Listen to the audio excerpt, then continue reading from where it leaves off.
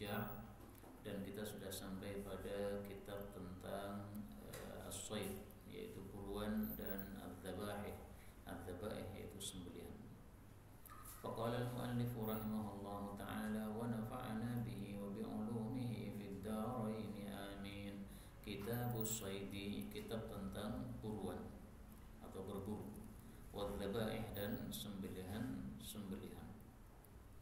Beliau mengatakan wa ma qudira, dan hewan yang mampu ala zakatihi, untuk disembelih, fa zakatuhu, maka menyembelihnya itu fi halqihi, pada leher bagian atasnya, walabbatihi, atau leher bagian bawahnya.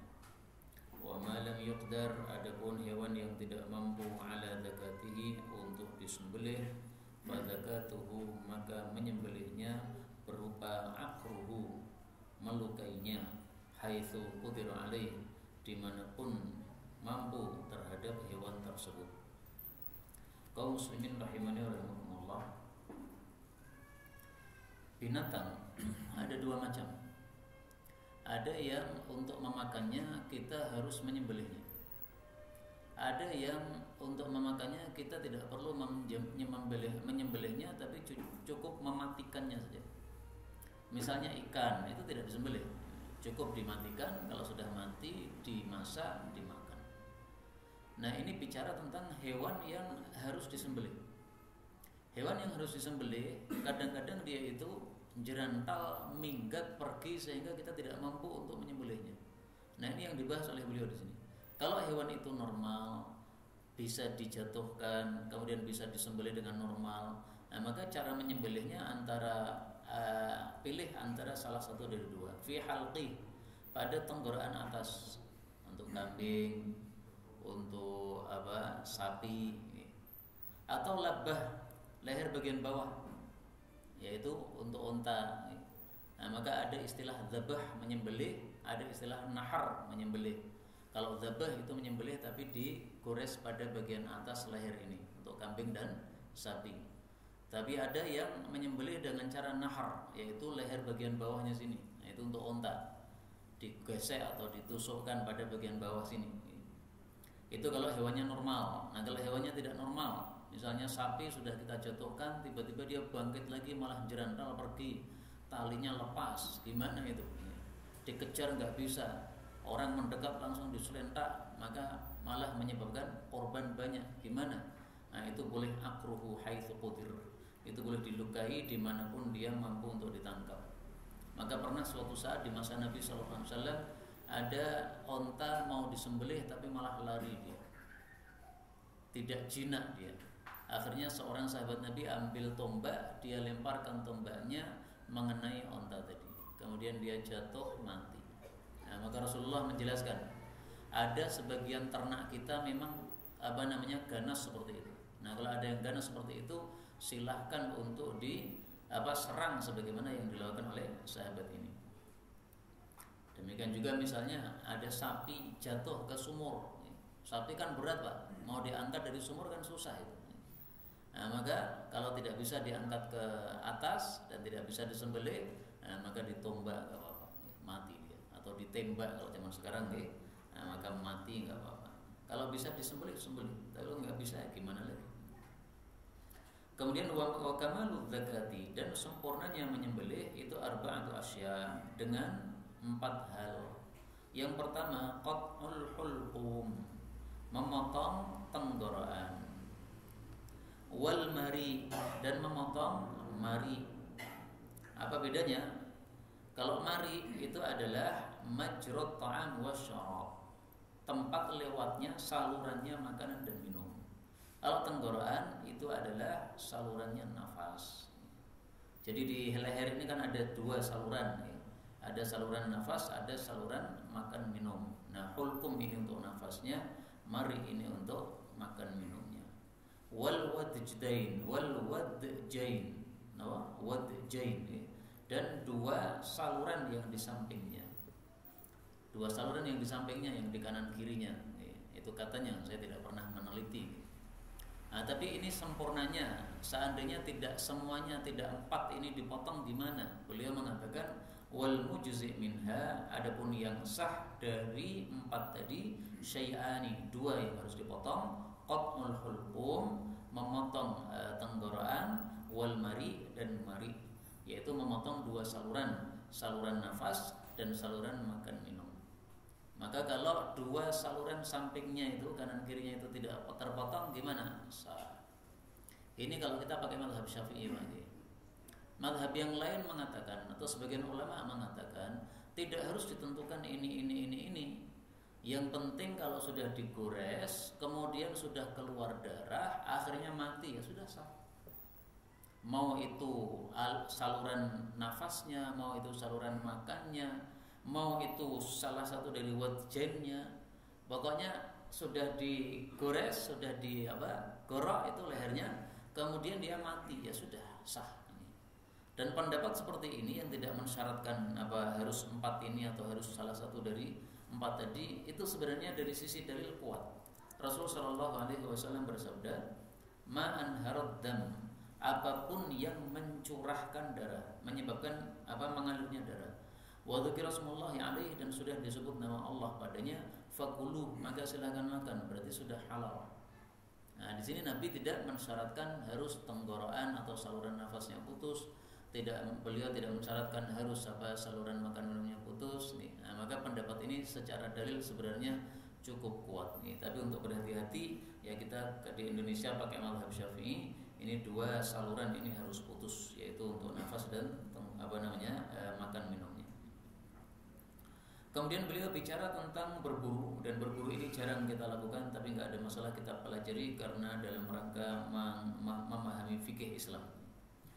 Beliau mengatakan wa yajuzu, dan boleh al-istiyad, berburu, bikulli jarihatin, dengan setiap binatang yang bisa melukai, mu'allamatin, yang sudah terlatih, minas sibai, dari binatang-binatang buas, wamin, dan dari jawarihi, binatang-binatang yang bisa melukai, at-tayr, dari kalangan burung-burung, maksudnya burung-burung buas.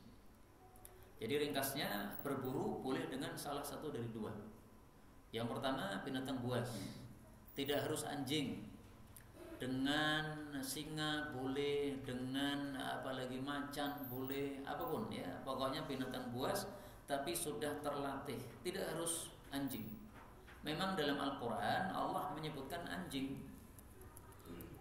pada surat Al-Maidah, wa ma 'allamtum minal jawarihi mukallibin. Mukallibin ini dari kata-kata kalbun anjing. Meskipun kalbun tidak harus diartikan anjing juga ya, tapi yang rata di masyarakat kalbun diartikan anjing. Nah, maka intinya binatang buas kalau sudah terlatih, maka dia boleh untuk kita jadikan sebagai hewan pemburu. Ada kelinci lewat di padang pasir, nah, kita utus anjing kita yang sudah jadi pemburu tadi. Nah, dia tangkap, kemudian kita ambil itu kelincinya, itu halal, boleh kita berburu seperti itu. Atau burung yang buas, ini seperti elang dan sebagainya. Kemudian wasyara, itu dan syarat-syarat ta'limiha, mengajari atau melatih binatang buas, arba'atun, ada 4. Jadi kapan disebut binatang ini sudah terlatih? 1, antakuna, bahwa binatang itu idza ursilat, kalau diutus, istarsalat, dia pergi. Jadi tanda bahwasanya binatang itu sudah terlatih, kalau kita kirim pergi, dia mau pergi. Tapi kalau harus dicambuk dulu atau bandel dia tidak mau pergi, itu berarti belum terlatih namanya. Maka hewan kalau sudah terlatih, hasil buruannya halal. Hewan kalau belum terlatih, hasil buruannya tidak halal. Dari sinilah para ulama kemudian mengambil kesimpulan, ini menunjukkan fadilahnya ilmu. Dengan sebab ilmu, maka anjing kalau dia berburu tapi dia sudah terlatih alias sudah berilmu, maka hasilnya halal. Tapi anjing yang belum berilmu, belum terlatih, maka hasil buruannya tetap haram. Kemudian ciri-ciri yang kedua, bahwa dia itu sudah terlatih. Idza, apabila zujirat, dicegah, in zajarat, dia berhenti. Nah, biasanya sudah ada kode antara pemilik dengan hewannya tadi. Bagaimana cara nyuruh, bagaimana cara melarang, kan ada bahasa-bahasa binatang. Yang ketiga, wa idza qatalat syai'an, kalau hewan itu membunuh sesuatu, membunuh buruannya, lam ta'kul minhu syai'a, dia tidak makan sedikit pun dari buruan tadi.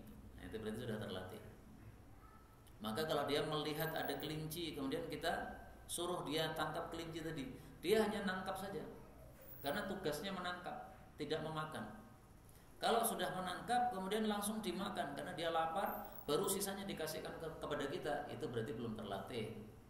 Terlatih itu tandanya dia paham bahwasanya dia disuruh untuk menangkap saja. Terus makannya kapan? Makannya nanti kalau sudah dikasih oleh majikannya. Kelinci sudah diserahkan ke kita, kemudian kita potong kepalanya. Nah, kepalanya kita kasihkan kepada dia, nih bagian kamu. Nah, baru dia makan, karenanya terlatih. Maka kalau dia berburu kemudian dia makan, hasilnya itu tidak halal untuk kita makan, sisanya enggak halal.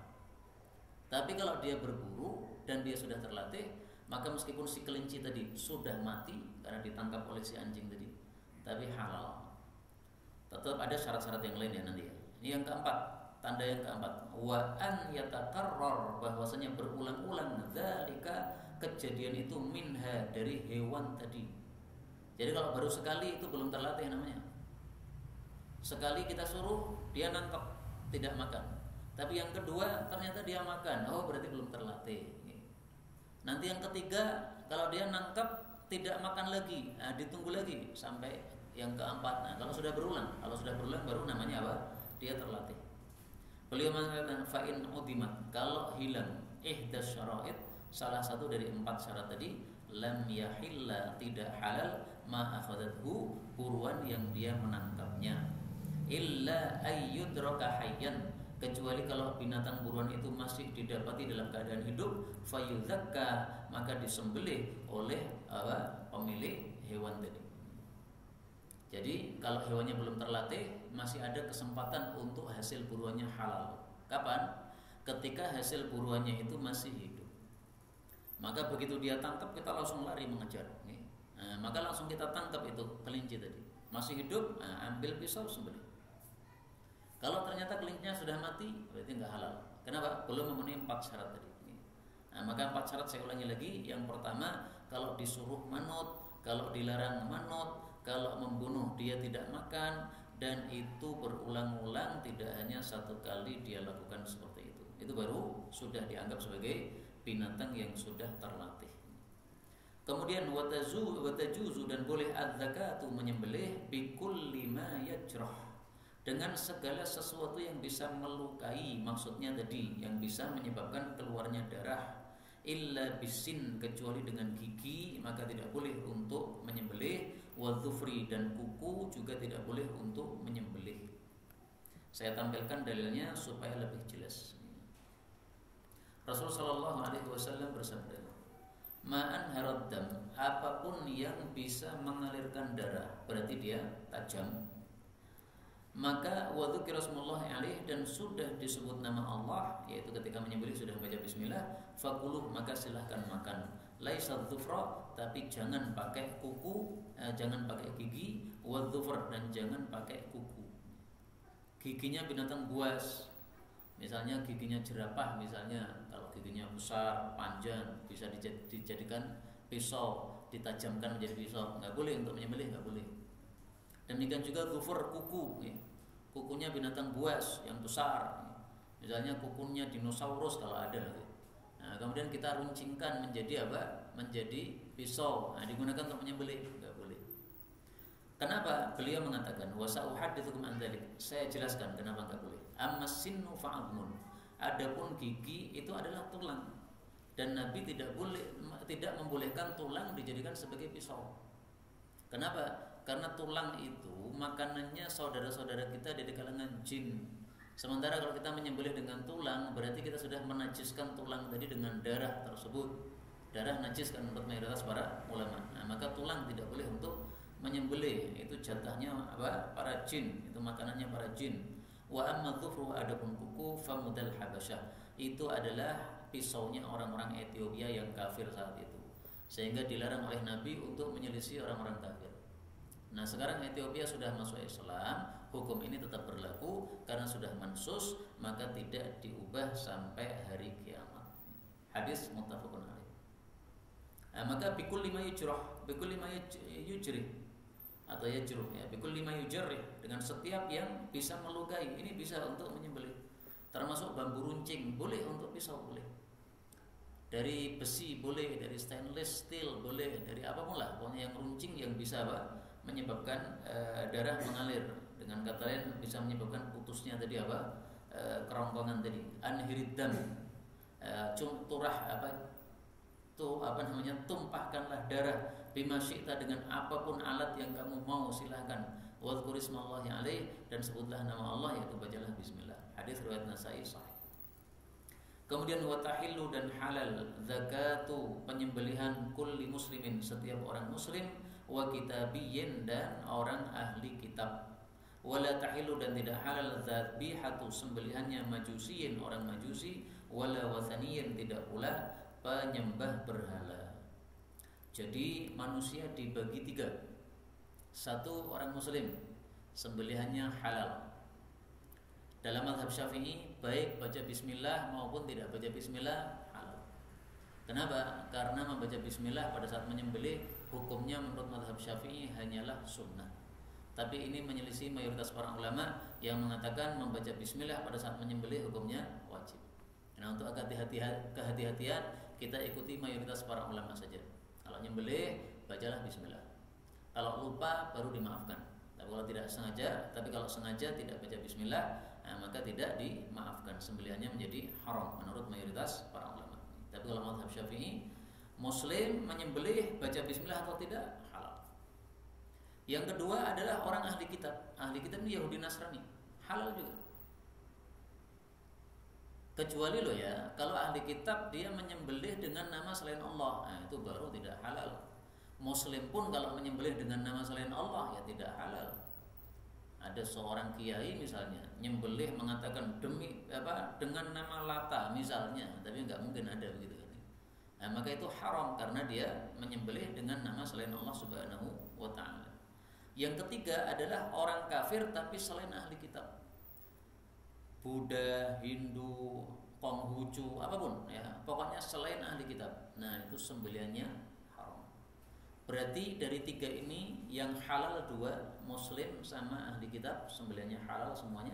Kemudian selain ahli kitab ini yang sembelihannya haram. Kemudian wadzakatul janin, dan penyembelihan untuk janin yang ada dalam perut ibunya, bidzakati ummi, itu sudah sah dengan penyembelihan terhadap ibunya, terhadap induknya.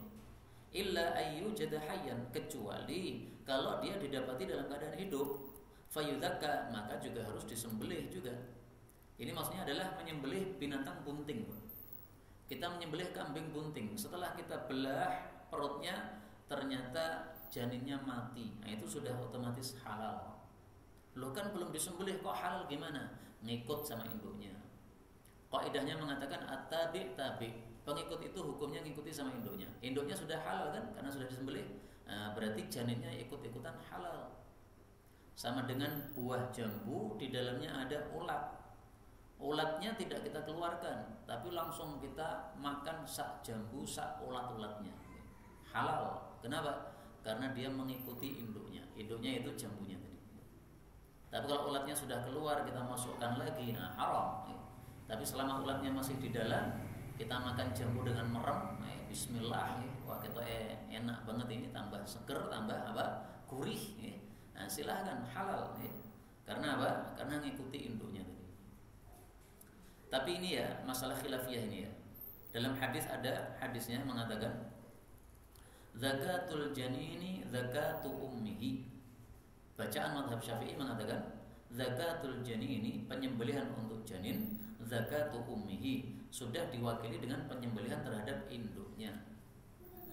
Tapi ulama mazhab Hanafi membacanya lain. Zakatul janini zakata ummihi. Penyembelihan terhadap janin sama dengan penyembelihan terhadap induknya. Maksudnya harus disembelih dengan pisau. Jadi kalau pakai mazhab Hanafi, kalau kita membelah perut hewan bunting masih ada janinnya dan janinnya mati, haram.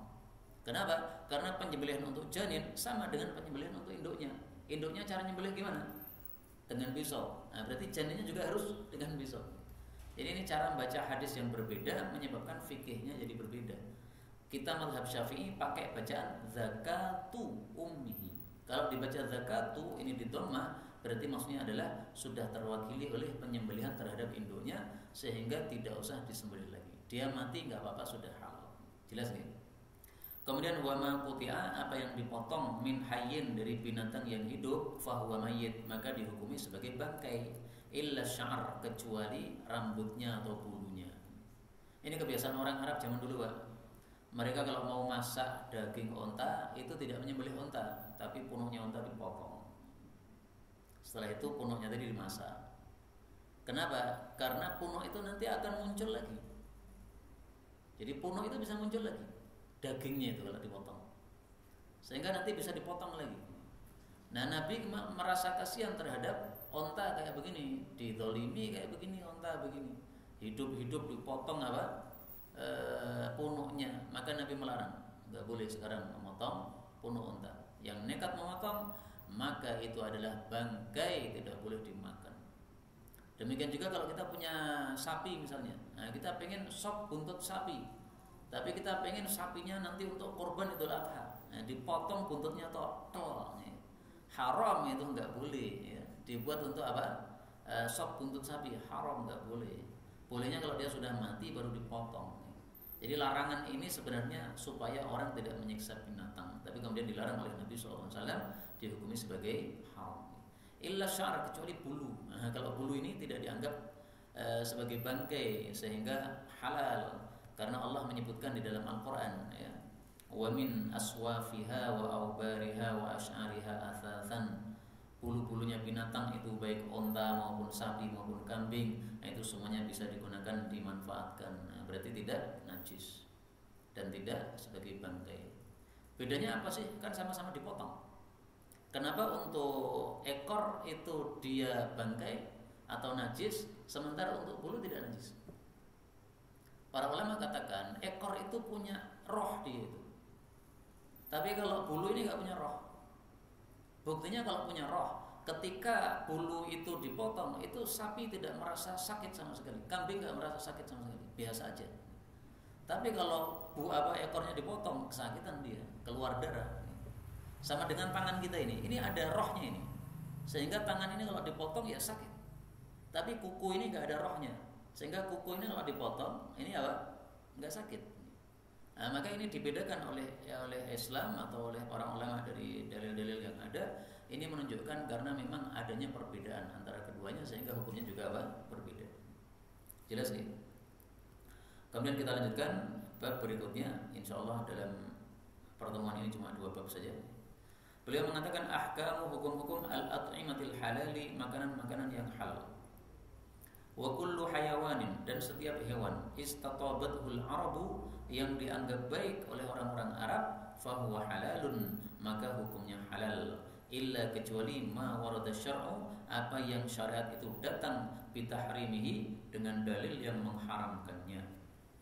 Wa kullu hayawanin, dan setiap binatang istakhbathahul arab, yang dianggap jelek oleh orang-orang Arab, fahuwa haram, maka hukumnya haram. Illa ma warada syar'u, kecuali apa yang syariat itu datang biibahatihi, dengan dalil yang membolehkannya.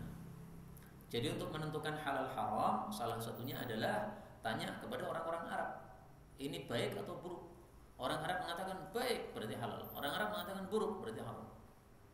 Tapi yang dimaksud orang Arab ini orang-orang Arab zaman dulu, Pak, bukan orang Arab zaman sekarang. Kenapa? Karena orang Arab zaman dulu itu wataknya itu masih sehat, masih normal, sehingga kalau melihat sesuatu yang buruk itu mereka mengatakan ini buruk. Misalnya orang Arab zaman dulu ditanya, cicak itu kalau digoreng gimana? Itu buruk, itu jangan dimakan. Cicak kok dimakan. Nah, maka kalau ada orang Arab zaman sekarang makan cicak, nggak bisa dijadikan dalil. Oh, ini sekarang orang Arab sudah makan cicak berarti halal. Nggak bisa. Ini orang Arab zaman dulu. Karena apa? Wataknya masih sehat, masih sempurna. Nah, sekarang sudah banyak orang yang wataknya sudah tidak sehat, sehingga melihat sesuatu yang buruk dianggap sebagai sesuatu yang baik. Nah, maka tokek itu dianggap buruk oleh orang-orang Arab zaman dulu, ya haram. Cacing itu dianggap oleh orang-orang Arab zaman dulu buruk, itu berarti ya haram. Kalau dicari dalilnya dalam Al-Quran, wa yuharrim 'alaihimul khaba'ith, Allah haramkan yang buruk, yuhillillahu thayyibat, menghalalkan yang baik.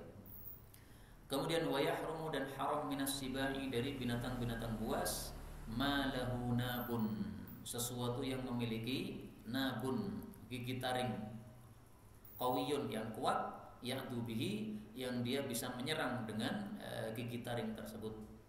Wa yahrumu, dan haram minat tuyuri, dari burung-burung, ma lahu mikhlab, yang memiliki cakar, qawiyun, yang kuat, yajrahu bihi, yang dia bisa melukai dengannya. Nah, jadi binatang buas ada dua yang haram. Ada binatang buas yang darat, ada binatang buas yang terbang, yaitu burung. Nah, kalau binatang buas yang burung itu tandanya dia punya cakar yang kuat, kayak misalnya elang dan sebagainya. Nah, itu haram. Kenapa sih binatang buas itu haram? Kok tidak halal saja? Ada pendapat mengatakan bahwa binatang yang kita makan itu watak-wataknya bisa mempengaruhi orang yang memakannya. Salah satu contoh yang diberikan oleh pendapat ini, bahwa orang yang suka makan babi itu nanti dia tidak punya sifat cemburu kepada orang lain, sehingga dia punya istri, istrinya dipacari oleh orang lain, dia biasa aja, oh nggak apa-apa ya. Istri saya untuk jamaah nggak apa-apa, silahkan, mau hubungan sama istri saya nggak apa-apa. Itu hilang rasa cemburunya. Kenapa? Yang dia makan sifatnya begitu. Babi itu sifatnya juga begitu. Jadi babi itu sudah biasa, satu cewek babi atau betina babi ya dilakukan terhadapnya oleh dua jantan babi, biasa. Tapi kalau ayam kan perang dulu, Pak. Ini babon milik saya. Kalau mau garap babon ini, langkai mayat saya dulu. Nah, jago begitu, Pak. Jadi jago itu kadang tarung dulu. Kenapa tarung? Karena memperebutkan seorang babon. Jadi masya Allah, ayam itu lebih bagus daripada apa? Daripada babi, karena punya apa? Sifat begini. Maka kalau ada manusia tidak punya rasa cemburu sama sekali, ini berarti dia kalah dengan ayam. Dia tidak punya sifat yang seperti ini, yang mulia seperti ini. Nah, makanya siba ini binatang buas diharamkan ya, salah satu hikmahnya karena itu supaya kita tidak menjadi buas sebagaimana binatang buas tersebut, karena sifatnya bisa merembet pada kita. Wallahu a'lam. Tapi saya kira pendapat seperti ini ya masuk akal. Karena contohnya misalnya susu, air susu ibu, itu kan juga ada pengaruhnya sama anaknya kan. Al-labanu yu'di, susu itu bisa merembetkan sifat ibu kepada yang disusui. Makanya para ulama katakan la tastardiul hamqa, jangan nyusukan anakmu kepada orang-orang yang pandir, orang-orang yang kurang akal misalnya, orang yang tidak sehat, tidak waras akalnya misalnya. Ada orang gila tapi misalnya susunya banyak gitu. Kemudian anak kita susukan, oh jangan, nanti gilanya bisa merembet, wataknya bisa merembet kepada anak tersebut. Kemudian wa yahillu, dan halal lil mutarri, bagi orang yang terpaksa, fil mahmasati, dalam kelaparan, ayyakula, untuk memakan minal maitatil muharramah, dari bangkai yang haram, ma yasuddu bihi, apa yang menutup dengannya, ramaqahu, akhir nafasnya. Jadi maksudnya gini, orang yang hampir mati tetapi tidak mendapatkan makanan kecuali bangkai. Gimana ini? Apakah dia mempertahankan nyawanya dengan memakan bangkai yang haram, ataukah dia menjaga dirinya tidak makan yang haram sampai mati? Nah, maka beliau mengatakan halal bagi orang yang terpaksa untuk memakan yang haram tadi. Kaidahnya adalah yudfa'u bi akhafid dararain, ditolak dengan madarat yang lebih kecil. Kalau kita tidak mau makan bangkai tadi, kita mati, itu madarat besar. Kalau kita makan bangkai tadi, kita hidup, tapi kita makan sesuatu yang asalnya haram, nah ini madarat yang lebih kecil. Maka oleh Islam kita disuruh untuk menjaga yang lebih mulia, yaitu nyawa kita tadi. Silahkan pertahankan nyawamu, kamu makan yang haram tadi. Allah mengatakan dalam Quran, famanitturra fi makhmasah, barang siapa yang terpaksa karena lapar, maka silahkan untuk makan. Tapi ada syaratnya lagi. Nah, kita tampilkan dalilnya supaya lebih jelas. Makhmasatin, Surat Al-Maidah ayat 3, famanitturra, barang siapa yang terpaksa fi makhmasatin karena lapar, fi itu adalah taklil karena lapar, ghairu mutajanifin tidak menyengaja li itsmin untuk berbuat dosa, fa innallaha ghafurur rahim, Allah Maha Pengampun Maha Kasih Sayang. Jadi tidak menyengaja untuk makan itu, maka tidak haram. Tapi kalau menyengaja dilapar-laparkan dirinya sampai hampir mati. Nah, setelah hampir mati kemudian dia baru ngambil apa? Sesuatu yang haram. Ini saya terpaksa. Oh, enggak terpaksa itu. Itu kamu memaksa-maksakan diri supaya terpaksa, enggak benar, enggak boleh. Maitah bangkai al-muharramah yang diharamkan. Misalnya bangkai ayam. Kalau ada dua pilihan, bangkai ayam atau anjing, mana yang kita pilih? Ini terpaksa hampir mati nih. Tapi pilihannya semuanya haram. Anjing haram, bangkai ayam juga haram. Nah, para ulama katakan dipilih yang lebih ringan haramnya, yaitu bangkai ayam. Kenapa? Bangkai ayam ini asalnya dia halal, gara-gara bangkai jadi haram. Jadi pernah halal dia. Tapi kalau anjing itu nggak pernah halal. Mau diapa-apakan tetap anjing itu haram. Kondisi apapun haram. Nah, sehingga tidak boleh kita milih yang anjing. Wah, ini mumpung saya terpaksa, saya pilih anjing saya saja supaya saya pernah nyoba rasa daging anjing. Nggak boleh. Karena ini haramnya lebih dahsyat. Sementara bangkai haramnya lebih ringan. Kita lanjutkan. Walana dan bagi kita maitatani, ada dua bangkai halalani yang halal. Apa saja? Satu as-samaku ikan, dua al-jaradu belalang. Wadamani dan ada dua darah halalani yang halal. Apa saja? Satu al-kabidu hati, dua wattihalu limpa. Ini hadisnya sebenarnya tidak sahih. Mari kita tampilkan supaya semua tahu. Uhillat lana maitatani. Telah dihalalkan untuk kita dua bangkai, wadamani dan dua darah. Fa ammal maitatani, adapun dua bangkai, fal hutu, maka satu adalah ikan, wal jaradu dan belalang. Wa ammad damani, adapun dua darah, fal kabidu, maka hati, wattihalu dan limpa. Hadis riwayat Ibnu Majah, Hakim, Baihaqi dari Ibnu Umar. Kata Syekh Albani sahih, tapi kata ulama yang lain tidak sahih dari Nabi sallallahu alaihi wasallam. Nah, kita lihat penjelasan para ulama. Qala An-Nawawi, berkata Imam Nawawi, huwa hadis ini wa in kana sahih waqfuhu, meskipun dia itu yang benar adalah hadis mauquf. Jadi hadis ini sebenarnya bukan sabda Nabi, tapi hadis mauquf. Hadis mauquf itu maksudnya perkataan sahabat. Perkataan siapa? Perkataannya Ibnu Umar. Maka kalau dikatakan sebagai sabda Nabi, dhaif. Yang benar adalah perkataan Ibnu Umar, bukan sabda Nabi. Tapi kata Imam Nawawi, meskipun hadis ini mauquf, yaitu perkataan Ibnu Umar, fa huwa fi hukmil marfu', ini dihukumi sebagai marfu', dihukumi sebagai sabda Nabi, idz la yuqalu min qibali ra'i, karena tidak mungkin itu pendapat dari Ibnu Umar sendiri. Itu pasti ada sumber atau dari dasarnya. Karena tidak mungkin seorang sahabat mengatakan ini halal, ini haram tanpa dasar, enggak mungkin. Ngomong sesuatu halal haram harus ada dasarnya.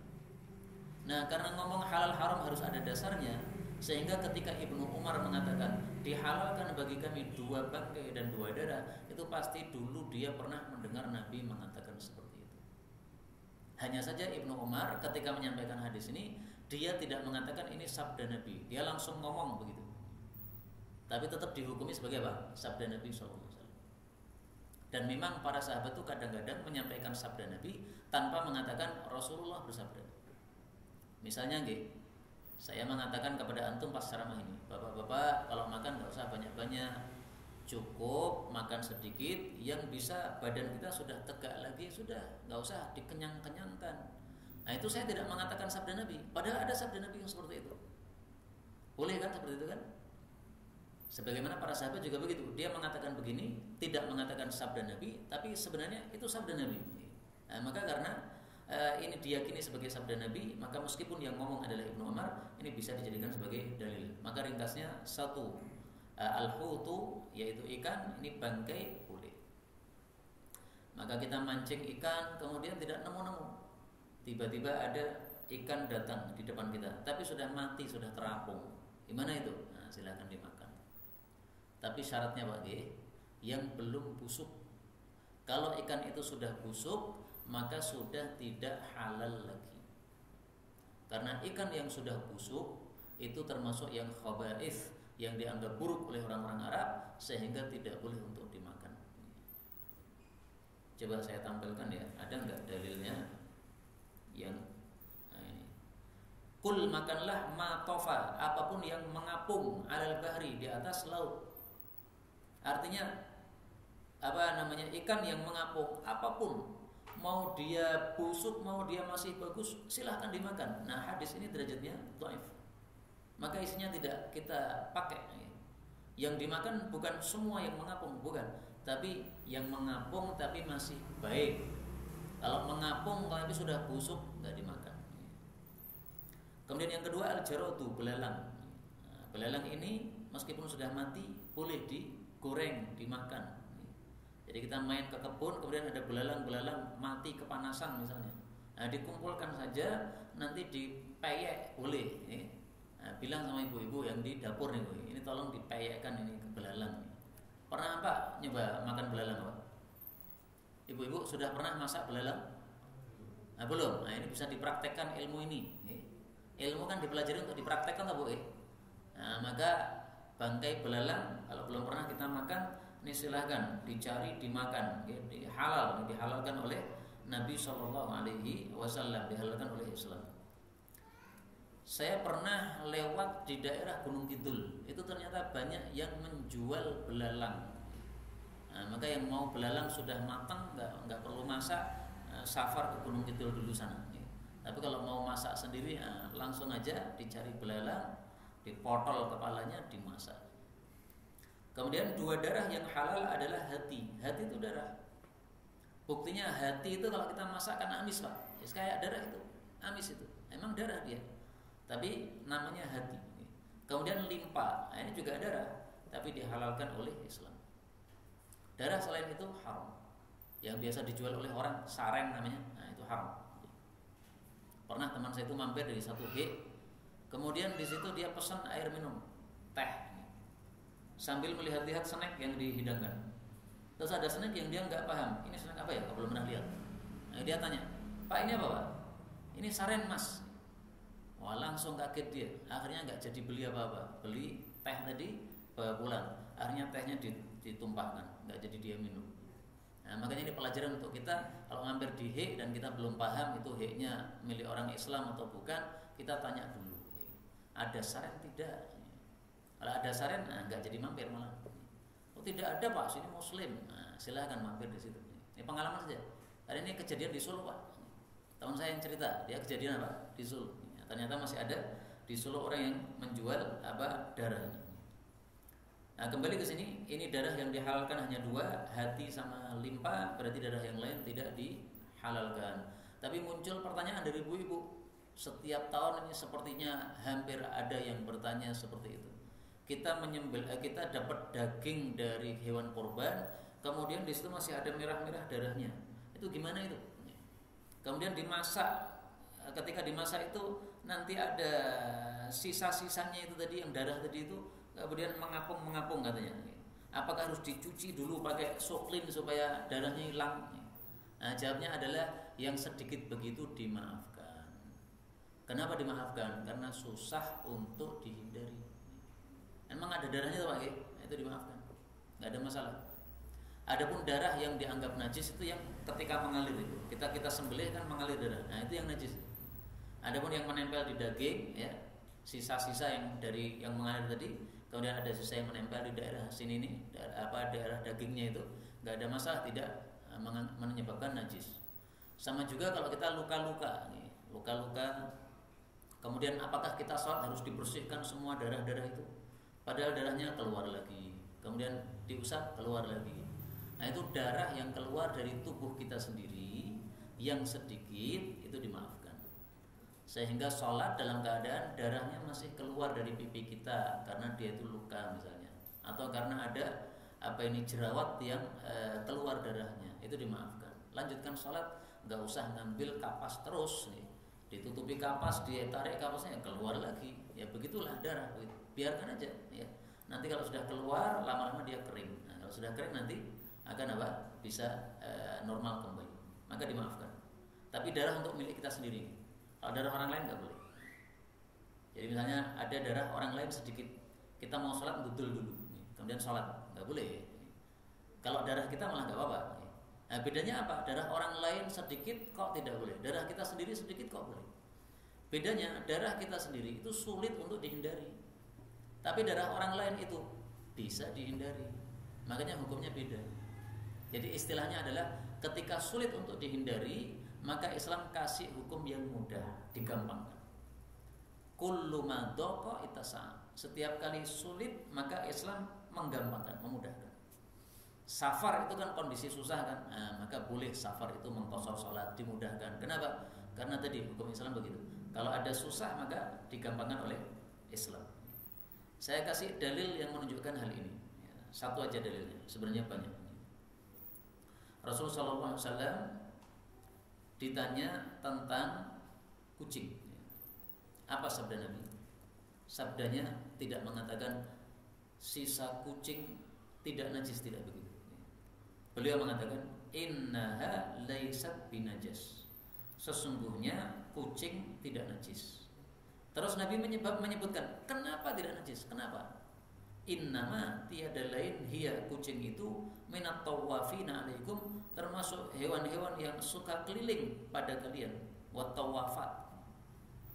Maka dari kalimat ini minat tawafina alaikum wat tawafat diambil pelajaran oleh para ulama, hewan-hewan yang suka keliling di tengah-tengah kita itu kalau dia mencelok pada makanan kita atau pada minuman kita, sisanya tidak najis. Ada lalat mencelok di teh kita, kemudian dia minum, habis itu dia pergi. Lalat kan biasanya ke tempat-tempat kotor, Pak. Kita nggak ngerti, wah dari mana lalat tadi? Barangkali dari nempel nya anak atau gimana ya, ngerti kan? Nah, terus nempel di teh kita, apakah tehnya jadi haram? Tidak. Kenapa? Minat tawafin, itu suling kelilingan dia. Demikian juga nyamuk juga begitu ya, makan minum pada minuman kita, kemudian dia pergi. Nah, sisa nyamuk silakan diminum. Bismillah.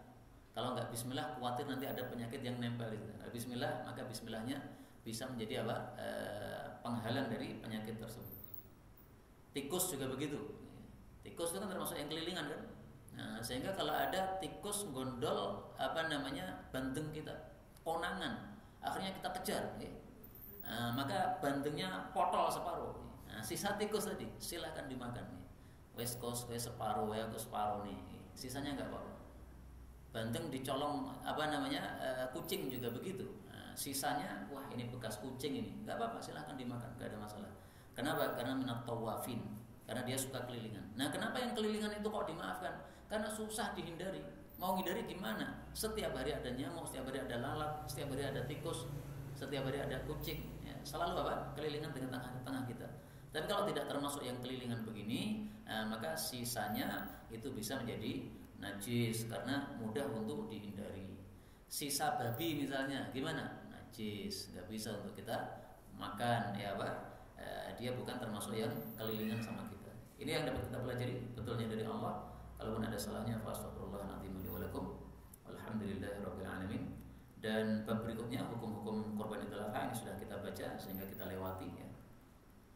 Akikah ini juga sudah pernah kita baca, maka kita lewati. Insyaallah besok masuk pada kitab yang tentang jihad as-sabqi war-ramy, tentang lomba dan memanah. Wallahu a'lam bishawab. Alhamdulillah.